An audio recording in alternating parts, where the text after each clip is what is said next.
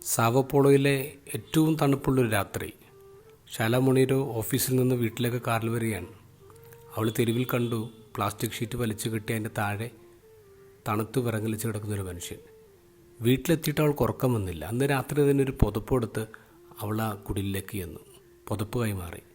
പകരം അയാൾ അവൾക്കൊരു തുണ്ട് കടലാസ് കൊടുത്തു. വീട്ടിലെത്തി അവളത് വായിച്ചു നോക്കി. വളരെ സുന്ദരമായൊരു കവിത.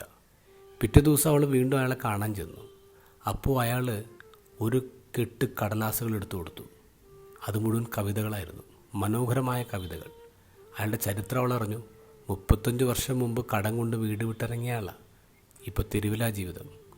അവൾ ഫേസ്ബുക്കിലൊരു പേജ് തുടങ്ങി അയാളുടെ കവിതകളൊക്കെ അങ്ങോട്ട് പോസ്റ്റ് ചെയ്തു. മാസങ്ങൾ കൊണ്ടത് വൈറലായി. ഇതാണ് ബ്രസീലിയൻ കവി റെയ്മുണ്ടോ അരൂദയുടെ കഥ.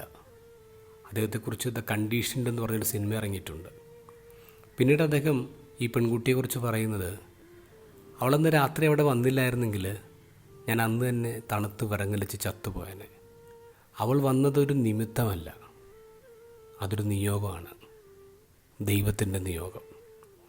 ഇന്നത്തെ സുവിശേഷത്തിൽ ഈശോ പറയുന്നു, 5 കുരുവികൾ 2 നാണയത്തുട്ടിന് വിൽക്കപ്പെടുന്നില്ലേ? അവയിൽ ഒന്നുപോലും ദൈവസന്നിധിയിൽ വിസ്മരിക്കപ്പെടുന്നില്ല. ഭയപ്പെടേണ്ട, നിങ്ങൾ അനേകം കുരുവികളെക്കാൾ വിലയുള്ളവരാണ്.